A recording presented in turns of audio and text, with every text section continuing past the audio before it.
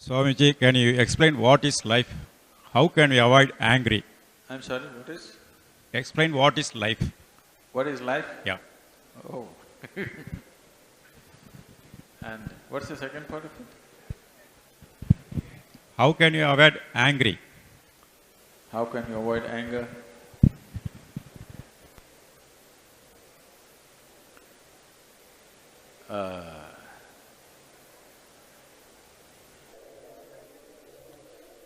See, if you're driving on the Coimbatore streets,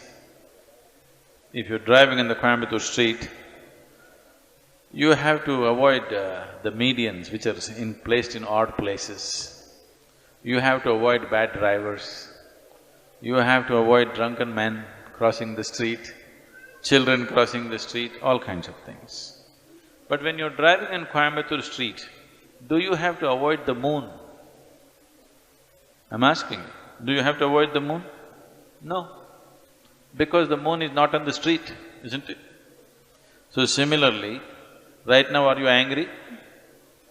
No? Then why should you avoid it? There's no need to avoid it. It is just that you think anger is an entity. Anger is not an entity. You become angry. You become angry. Anger is not sitting somewhere and you go hit it. There is no such thing. You become angry. When you become angry, is it pleasant for you or unpleasant for you? Unpleasant for you. Unpleasant for others for sure, unpleasant for yourself also. Today, medical science proves to you, when you're angry, you're actually poisoning your system, you know. We have always known this, but today chemical tests clearly show you that you're actually poisoning your system, generating poison in the system by being angry. So, why would you want to poison yourself? It is not a conscious act. You're poisoning yourself, you're causing unpleasantness to yourself only because your mind is not taking instructions from you, isn't it? It is not taking instructions from you. If it was taking instructions from you, you would have said blissfulness, isn't it? You wouldn't say anger. But now when you want to be peaceful, it is getting angry because it is not taking instructions from you. So if your mind is not taking instructions from you, you have to pay a little more attention to it. Why is it not taking instructions from you? If you understand this, you don't have to avoid anger, because anger is not sitting there and getting at you. You are becoming angry, you are becoming unhappy, you are becoming miserable.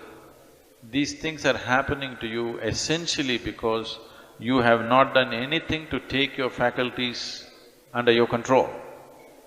It is happening accidentally, just by chance.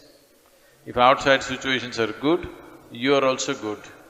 If outside situations are bad, you're also bad. That is not how human life should be.